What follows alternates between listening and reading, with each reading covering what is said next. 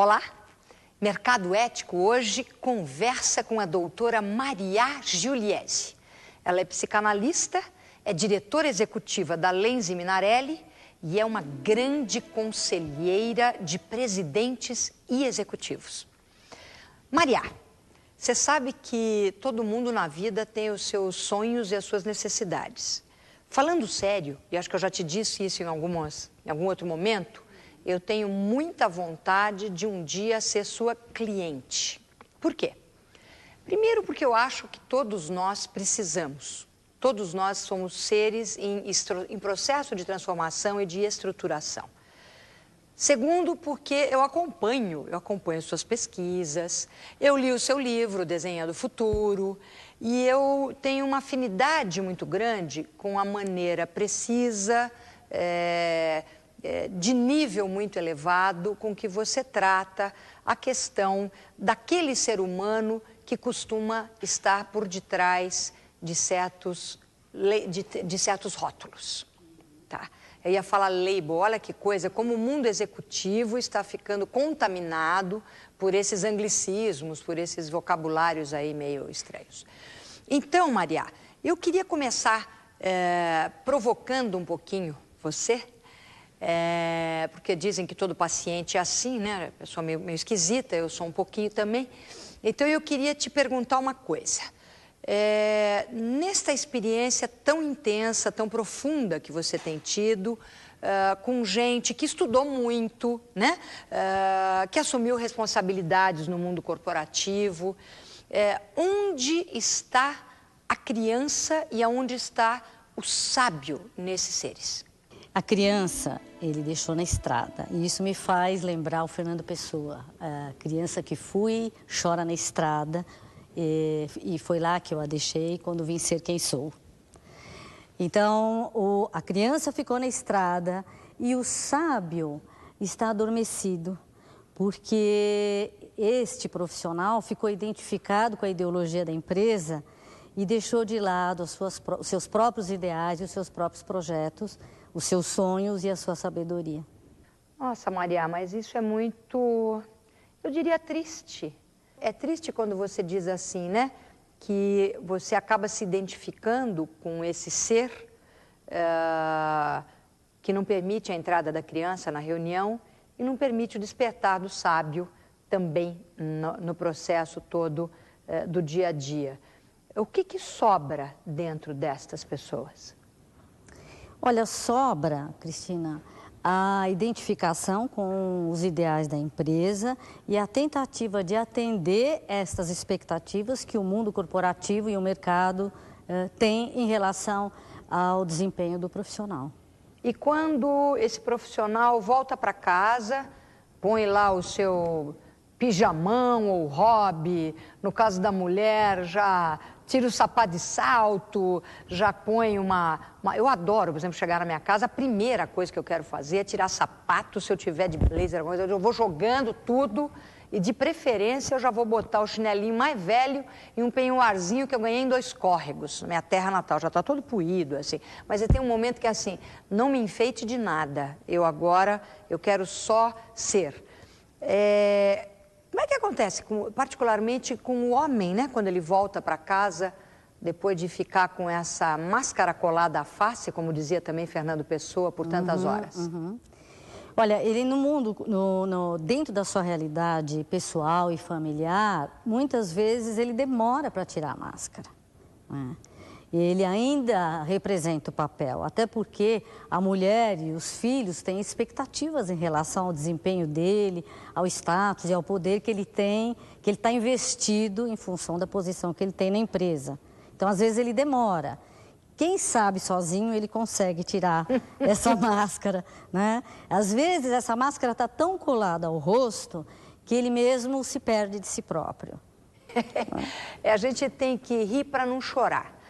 Porque você falou um negócio que me deu a sensação da patologia familiar assumida.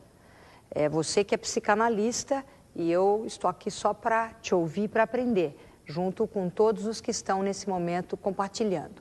Mas a verdade, Maria, é que a gente vê nas patologias como alcoolismo, como drogas, né, a dependência química.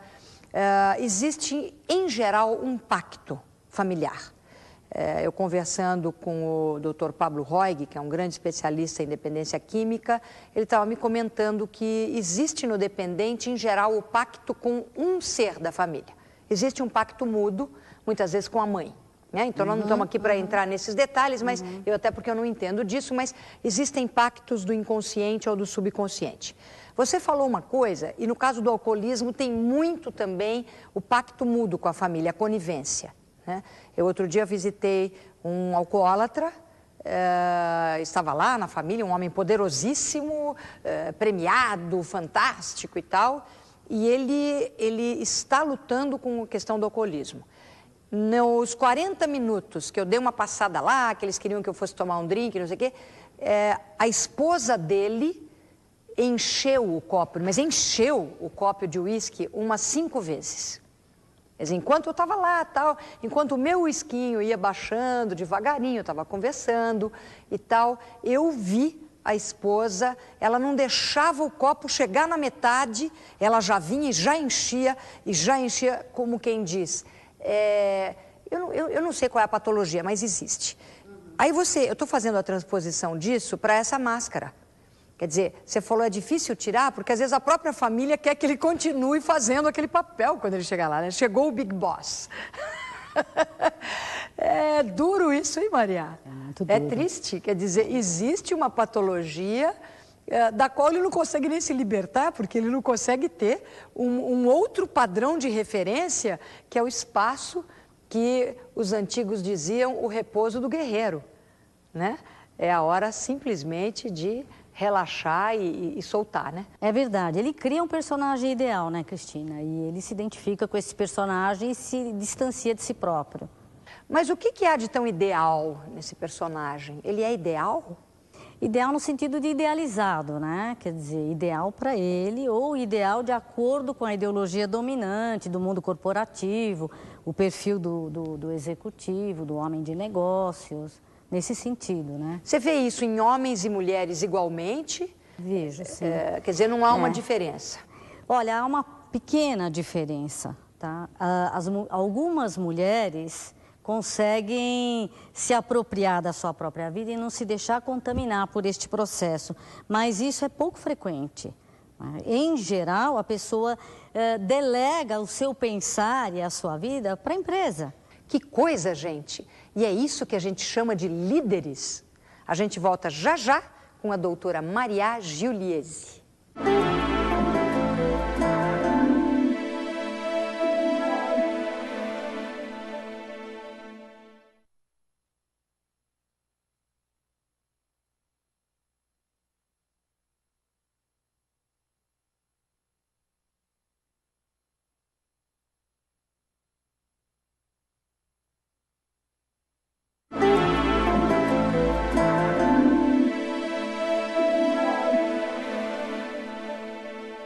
E hoje todos nós estamos aqui fazendo um pouquinho de terapia com a psicóloga e psicanalista, doutora Maria Giuliesi. Doutora Maria, ou como diria, como minha amiga, Maria. Isso. Você falou um pouquinho de uma patologia que é a identificação de muitos executivos com a ideologia da empresa e, portanto, uma perda de senso da sua própria identidade, né? A identidade é a identidade corporativa. E aí você volta para casa, ou você está no ambiente social e você é sempre o fulano ou a beltrana da empresa tal. E aí você é toda uma, né? Você tem uma carta de intenções do que você vai fazer. O que acontece, na verdade, neste jogo entre o que eu sou e o que eu acho que eu preciso ser para me manter na empresa ou para ser aceito socialmente? Esse descolamento, ele acontece porque a empresa é doente e, portanto, eu para ser um líder, entre aspas, nesse caso, com todo respeito ou com toda a falta de respeito, eu para ser um líder, eu preciso ser um porta-voz de uma ideologia que não necessariamente corresponde ao que eu sou e ao que eu sinto, né? Então, é a empresa que está doente ou são as pessoas, porque a empresa não é uma coisa abstrata, ela é feita de gente, né? Ou é uma sociedade doente que se expressa com mais força ou com uma força mais concentrada dentro do ambiente corporativo? Eu fico preocupada da gente caracterizar exclusivamente como uma doença, né? Porque são distorções e são distúrbios que acontecem dentro do mundo corporativo e que levam o profissional a ficar identificado. Se o profissional não se identifica com as ideologias do mundo corporativo, ele está fora desse mundo corporativo. Ele não cabe, ele não é aceito, ele não é reconhecido e não é valorizado, né? Muitas vezes, quando eu trabalho com os executivos que acabaram de sair da empresa, eles ficam muito surpresos de perceber que eles estavam muito longe de si mesmos. De novo, me faz lembrar o Fernando Pessoa, né? Eles dizem algo parecido com isto. Começo a conhecer-me, não existo. Eu sou um intervalo entre o que eu desejo ser e o que me fizeram. Então, puxa vida! Maria, repete isso, por favor. Começo a conhecer-me, não existo. Sou um intervalo entre o que eu desejo ser e o que me fizeram. Quer dizer, no afã de crescer, de evoluir, eu atendo o desejo do outro, acreditando que com isso eu vou ser querido, amado, reconhecido e valorizado. E aí eu fico no lugar do desejo do outro e esqueço do meu. Talvez isso explique um pouquinho, Maria. Eu acabei de ler uma pesquisa sua, feita com presidentes de empresas, só com altos executivos. E nessa pesquisa você diz, claro, uma série de descobertas que você faz ali, são muito contundentes, inclusive, mas uma em particular me chamou a atenção. A grande maioria, ou a totalidade praticamente dos entrevistados afirma que uma das partes mais importantes do seu dia a dia profissional é um negócio chamado networking. Eu, como também sou empresária, eu sou muito convidada para atividades do chamado networking. E eu me sinto muito privilegiada por não ter uma necessidade de me grudar a nenhum grupo humano para sentir que eu tenho alguma identidade. Mas no convívio com esses grupos de networking, eu tenho sentido muita solidão das pessoas nunca verbalizada, né? O papo gira em torno do seu novo barco, ou o carro importado que está parado no porto, imagina que absurdo essa coisa toda, não é? Ou viagens impressionantes, ou no caso da mulher, né, as suas últimas joias. Isso acontece mesmo, não estou querendo agora também, gente, ser pejorativa. Eu acho que tudo é válido, mas muitas vezes predomina uma conversa um pouco mais superficial. Dificilmente a conversa vai para um nível mais profundo, mais humano, mais de troca mesmo, troca pessoal. Sabe, Cristina, não vai para um nível desse, porque nesse mundo não cabe esse tipo de conversa. O executivo, o profissional que tenta ter esse tipo de conversa no mundo corporativo, ou no high society, ele não é acolhido. Então, ele faz a conversa que esse meio estimula ele fazer. Agora, uma coisa que eu acho importante frisar aqui é que se tem uma ideia dos profissionais como alguém que vive num mundo ilusório, lá fora da realidade. Na verdade, esses profissionais, para fazerem este personagem, que é o personagem idealizado pelos editores das grandes revistas especializadas, né? Para ele representar esse personagem, ele faz uma violência com ele mesmo. E esse profissional sofre. Ele tem poucas alternativas, ou ele entra em sofrimento, ou ele se aliena no desejo do outro. Certo, o que é um sofrimento aí encapsulado. Ele fica alienado, né? E tentando atender o desejo do outro, e tentando corresponder às expectativas de mercado, e faz um esforço danado. Agora, o mais forte é que ele sofre, ele é uma pessoa como outra qualquer. Lógico. Né? E isso precisa ser reconhecido para ele ganhar espaço. Ele só vai ganhar espaço e só vai poder atuar de uma forma melhor se ele se apropriar da própria vida. E da própria voz. Pensar. Da própria voz. Da própria voz. Porque a gente vê tanto os executivos dando entrevistas e falando para lá, falando para cá, e aquilo que você falou, né? Quer dizer, existe toda uma mídia feita para te jogar os holofotes e tal e coisa. Você que é psicanalista, você falou, olha, nem sempre a gente pode chamar isso de patologia. Eu não consigo entender como não patológica uma situação em que eu sou colocada na posição daquela que tem voz. Eu sou a líder aqui.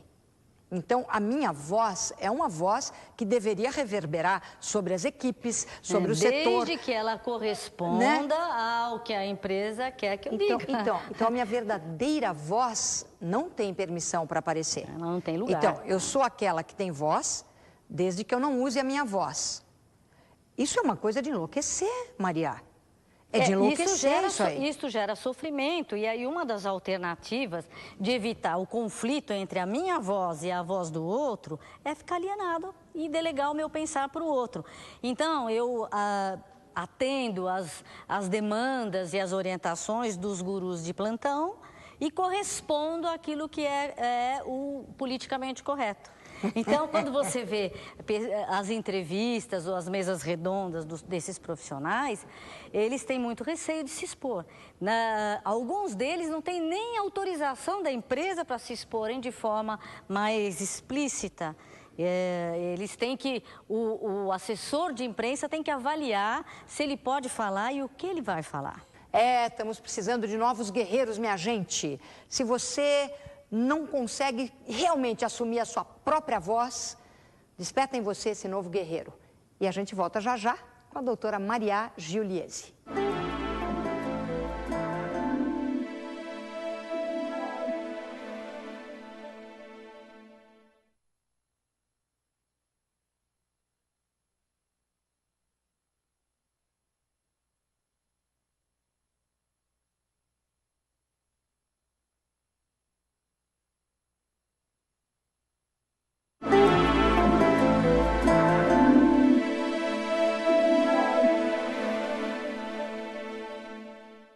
Maria, eu queria muito te perguntar se essa falta de chance que nós encontramos no mundo corporativo de expressar sentimentos nobres, sentimentos como perdão, aceitação, compreensão, muitas vezes paciência, flexibilidade, se essa extirpação de eixos que, na verdade, são aqueles que nos tornam mais equilibrados, mais humanos e, por que não dizer, mais sábios.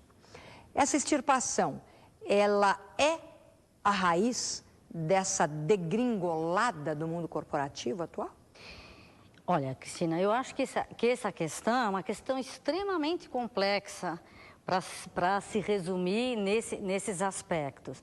O mundo corporativo, ele tem um discurso e ele exige que os profissionais que atuam nele tenham esse discurso. E esses profissionais fazem um discurso que não corresponde ao que acontece na prática do dia a dia do mundo corporativo. Isto é muito conflitivo e muito angustiante para todos, para eles mesmos e para aqueles que eles lideram. Eu costumo dizer que os principais executivos nas empresas, eles têm que ficar, eles funcionam como alienados e eles são os alienantes do resto do grupo. Tá? Agora, por que eles funcionam desta forma? Porque a única maneira de minimizar o conflito entre os projetos e desejos dele e o ideal da empresa é se alienar um pouco disso tudo. Percebe? Será que é por isso que tem tanta gente chutando balde aí, Maria? É por isso, sim. Agora, chutar o balde pode ser uma boa coisa, porque como dizia também o próprio Fernando Pessoa, chega um momento na vida em que o Fernando Pessoa diz assim, meu coração é um balde despejado. Então, por que ficar segurando um balde que está despejado? chuta esse balde e vai procurar uma cachoeira de novas oportunidades, né? Isso é muito difícil, viu, Cristina? Porque tem uma série de coisas envolvidas nisso. O próprio fato de que muitos desses executivos vieram de famílias muito simples e tiveram que se superar na tentativa até de mostrar para a família, de devolver para a mãe a atenção, o carinho, o sacrifício que ela fez para eles, de crescerem, de serem os mais importantes da família, né? Então, o mundo corporativo é uma via de acesso a mudanças dentro da estrutura social, da escala social. E isso, sair deste mundo, o preço que se paga para entrar é muito alto e para permanecer também. Mas para sair, com certeza, também é. Até que a pessoa ganhe coragem e confiança nos seus próprios recursos para atuar de forma independente, para ser chefe e líder de si próprio, precisa muito trabalho. Quer dizer, é mais fácil você ser o presidente de uma mega empresa do que ser o líder de si próprio, né, Maria? É mais fácil. E você que está aqui assistindo a doutora Maria Giuliezi, você quer fazer com a sua vida ou está fazendo a liderança da empresa ou a liderança de si próprio? Se você está no segundo caso, aí sim, nós vamos te dar aqui no programa Mercado Ético um diploma de PhD. Porque você tem voz. Agora, Maria, é fácil falar, é difícil fazer, né? É difícil. Nós podemos brincar um pouquinho aqui de terapia? Eu tenho uma vontade, Maria, eu preciso tanto, Maria, porque eu acho que voz não está me faltando. Mas eu queria perguntar uma coisinha para você. Acho que eu estou meio sofrida, dá para a gente brincar um pouquinho aqui? Maria, recentemente você e eu estivemos num evento onde o tema era felicidade dentro do ambiente de trabalho. Houve uma mesa redonda, não era bem mesa redonda, era um painel, só com presidentes de empresa. Havia ali várias mulheres que são líderes de negócios, eu era uma delas, você também estava. E para falar de felicidade no trabalho, havia 6 presidentes, todos homens. Você não sentiu um pouquinho como eu, uma vontade de falar de felicidade, Maria? A gente sente vontade, sim, mas no mundo corporativo, o número de mulheres que assume posição de presidência é muito restrito. E muitas vezes, Cristina, para assumir essa posição, para ser aceita nesse universo predominantemente masculino, a mulher precisa se travestir de homem. E aí ela perde a voz. Opa, agora pegou, hein? Perder a voz? Aí ela perde a voz. Então, é complicado, ela adquire a voz do homem ali naquela posição. Até para ela ser respeitada e valorizada, percebe? A gente vê isso. Em compensação, tem muita mulher, eu vou lembrar de algumas agora, né? A Maria Silvia, a Vânia Ferro, a Amália Sina, eu posso elencar, eu vou lembrar de algumas, que num dado momento, no auge da sua carreira de poder mesmo, presidentes de mega corporações, de alguma forma elas chutam o balde. Talvez porque o coração esteja despejado, seja um balde despejado. A gente vê a mulher, até na hora de pular fora, desculpa dizer, às vezes com mais coragem do que os homens. Porque chega um espaço de sofrimento, é um ponto em que ela fala assim, fui, não vou continuar carregando alguma coisa que não sou eu. Por que a mulher se dá mais esse direito? Olha, a minha percepção me fala de que, assim, as mulheres que conseguem atingir uma posição de presidente, de executivo principal de uma empresa, que exercem uma liderança, num universo que é predominantemente masculino, elas têm que ser muito especiais. Elas têm que ter uma força substancial, até porque elas têm que lutar com objeções, com preconceitos, e elas têm que se apossar de si próprias. Isto. Tá? E isso faz com que ela, na hora também de mudar de posição, consiga fazer com mais facilidade do que o homem, nessa circunstância. Interessante isso, né? Quer dizer, no caso feminino, quer dizer, a mulher numa situação de liderança, ela tem que ir buscar a sua própria voz de alguma forma, mesmo que ela tenha que se adequar à empresa, né? Ela precisa se apossar de si para poder vivenciar um ambiente, vamos dizer, que seja eminentemente masculino. Agora, a pior coisa que ela pode fazer né? E ela só faz isso quando ela assume a sua feminilidade, a sua condição de mulher. Claro. A pior coisa que ela pode fazer é tentar funcionar semelhante ao homem. Maria, muito obrigada por compartilhar conosco e por nos presentear com esse momento de reflexão. E a gente volta na próxima semana com mais Mercado Ético. Até lá!